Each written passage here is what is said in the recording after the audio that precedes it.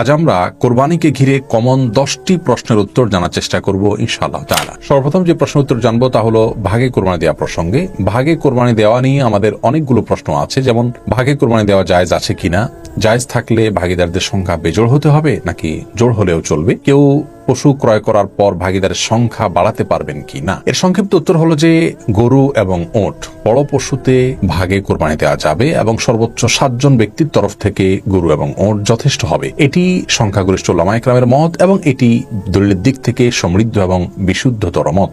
আর কোরবানি ভাগীদারদের সংখ্যা বেজোড় হতে হবে এমন কোনো বাধ্যবাধকতা নেই। জোড় বেজোড় যে কোনো সংখ্যক ভাগীদার হতে পারবেন, সর্বোচ্চ 7 পর্যন্ত। তবে একটি ভাগ একাধিক ব্যক্তি নিতে পারবেন না বা একাধিক ব্যক্তির তরফ থেকে একটি ভাগ হতে পারবে না। আর কোরবানির পশু কেনার পর কেউ যদি ভাগীদারের সংখ্যা বাড়াতে চান তাহলে সেটি তিনি করতে পারবেন। ধরুন দুজন মিলে কোরবানি করবেন বলে পশু ক্রয় করেছেন, তৃতীয় আরেকজনকে তারা যুক্ত করলেন, এটি জায়েজ আছে। দ্বিতীয় প্রশ্ন হলো জবের সময় যাদের পক্ষ থেকে কোরবানি করা হচ্ছে তাদের নামের তালিকা পাঠ করা আবশ্যক কিনা। এর সরল এবং সহজ উত্তর হলো এটি জরুরি কিংবা আবশ্যক নয়, তবে যদি কেউ করতে পারেন তাহলে সেটি ভালো, মুস্তাহাব। সহিহ মুসলিম হাদিসে বর্ণিত হয়েছে রাসূল করিম সাল্লাল্লাহু আলাইহি সাল্লাম তার কোরবানি পশু জবাই করার সময় বলেছিলেন বিসমিল্লাহ আল্লাহুম্মা তাকাব্বালহু মিন মুহাম্মদ ওয়া মিন আলি মুহাম্মদ ওয়া মিন উম্মতি মুহাম্মদ, যার অর্থ হলো আল্লাহ আমি আপনার নামে এটি জবাই করা শুরু করছি, আপনি এটাকে কবুল করুন মুহাম্মদের পক্ষ থেকে, তার পরিবারের তরফ থেকে, তার উম্মতের তরফ থেকে। এই জন্য কোরবানি যাদের পক্ষ থেকে করা হচ্ছে জবের আগে তাদের নামগুলো উল্লেখ করে,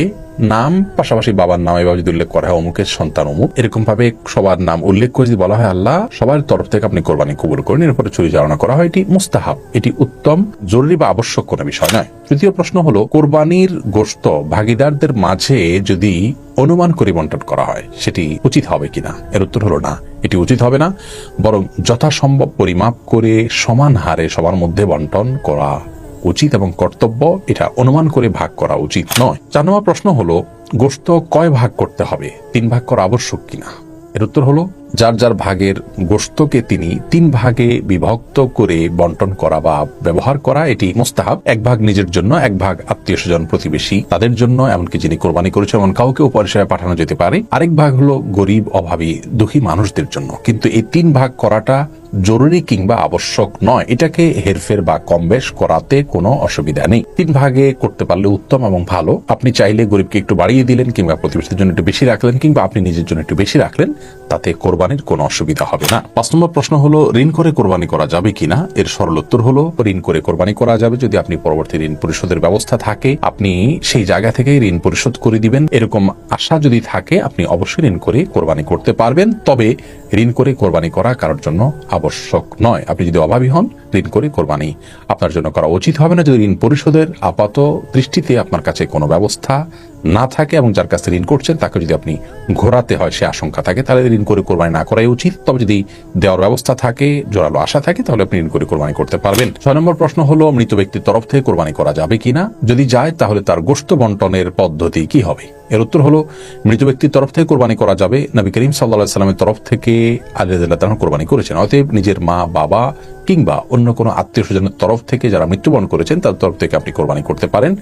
আর এই কোরবানির গোশত বন্টনের বিধান হলো যিনি মৃত ব্যক্তির তরফ থেকে কোরবানি করছেন যার অর্থ দিয়ে এই গোশতটা তার, তিনি এটিকে তার মতো করে ব্যবহার করবেন। 3 ভাগে ভাগ করে নিজের গোশতের মতো করে এটাকে বন্টন করা মুস্তাহাব। আর যদি কোনো ব্যক্তি মৃত্যুর আগে ওসিয়ত করে যান কোরবানির জন্য তাহলে সেই কোরবানি গোশত আবার সম্পূর্ণটুকু দান করে দেব গরিবদেরকে। এটা তার ওসিয়ত যারা প্রতিপালন করেছেন তাদের হক নয়, এটা গরিবের হক। 7 নম্বর প্রশ্ন হলো অনেক সময় দেখা যায় বুড়ি পরিষ্কার করতে দেয়া হয় এবং যাকে দেয়া হলো তাকে বলা হয় যে এটা পরিষ্কার করার পর তুমি কিছু নিও আমাকে কিছু দিও, এটি জায়েজ আছে কিনা। এর সরল উত্তর হলো এটি জায়েজ নাই, কারণ নবী করিম সাল্লাল্লাহু আলাইহি সাল্লাম কোরবানির পশুর গোশত যারা প্রস্তুত করেন তাদেরকে কোরবানির পশুর গোশতে কোনো কিছু দিতে নিষেধ করেছেন, সেজন্য এটি জায়েজ নয়। আপনি হয় সম্পূর্ণ বুড়ি কাউকে দিয়ে দিবেন অথবা তাকে দিয়ে পরিষ্কার করার পর তাকে টাকা দিবেন, বুড়িটা আপনি নিবেন, কিন্তু পরিষ্কার করার বিনিময়ে কিছু বুড়ি নেবেন, এটি জায়েজ নয়। 8 নম্বর প্রশ্ন হলো অমুসলিমকে কোরবানি গোশত দেওয়া যাবে কিনা। উত্তর হলো অমুসলিমকে কোরবানি গোশত দেওয়া যাবে, কোনো নিষেধাজ্ঞা ব্যাপারে নাই। 9 নম্বর প্রশ্ন হলো কোরবানি গোশত কতদিন রেখে খাওয়া যাবে, ফ্রিজে রেখে খাওয়া যাবে কিনা। এর উত্তর হলো যে কোরবানি গোশত ফ্রিজে রেখে খাওয়া যাবে এবং কতদিন রেখে খাবেন এটি একান্তই আপনার ব্যাপার। এক্ষেত্রে শরীয়ত কোনো সীমানা নির্ধারণ করে দেয়নি যে এর মধ্যে কোরবানি গোশত খেয়ে শেষ করতে হবে।